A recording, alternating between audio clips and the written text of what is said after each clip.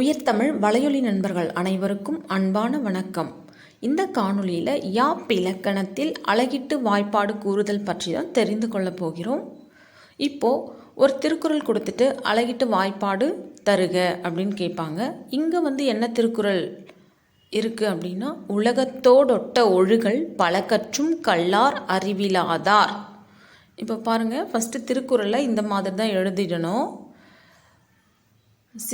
சீர் பாருங்க, உலகத்தோடொட்ட ஒழுகல் பல கற்றும் கல்லார் அறிவிலா தார். இப்போ 7 சீரை நாம் எழுதிட்டோம். இப்போ அசை பிரிக்கலாம். பாருங்க, உலகத்தோ குறில் இணை வந்திருக்கு நிறையசை, அடுத்து குறில் ஒற்று வந்திருக்கு நேரசை, அடுத்து நெடில் தனித்து வந்திருக்கு நேரசை. அடுத்த சீர் பாருங்க, டொட்ட குறில் ஒற்று வந்திருக்கு நேரசை, அடுத்து குறில் தனித்து வந்திருக்கு நேரசை.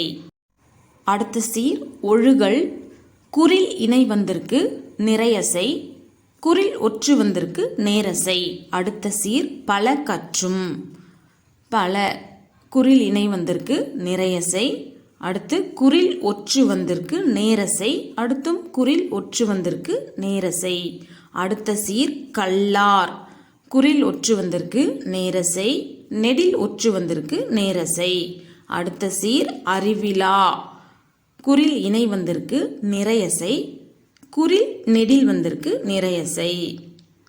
ஈற்றுச்சீர் தார் என வந்திருக்கு.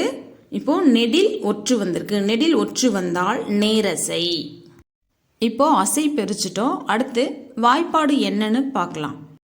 இப்போ அசை நிறை நேர், நிறை நேர் வந்தால் நிறை நேர் புளிமா, அதோட நேர் சேர்ந்தால் காய், நிறை சேர்ந்தால் கனி, நிறை திருக்குறளுக்கு வராது, நேர் மட்டும்தான் வரும். அப்போ காய்ச்சீர் மட்டும்தான் வரும். சரிங்களா?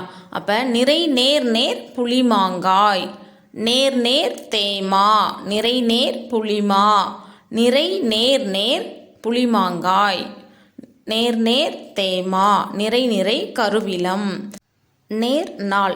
அப்போ ஈற்றசை நேரசையாக இருந்தால் இக்குறட்பா நாள் எனும் வாய்ப்பாடு கொண்டு முடிந்துள்ளது. அடுத்த காணொளியில் மலர் எனும் வாய்ப்பாடு கொண்டு முடியும் திருக்குறளை பற்றி பார்க்கலாம். நன்றி, வணக்கம்.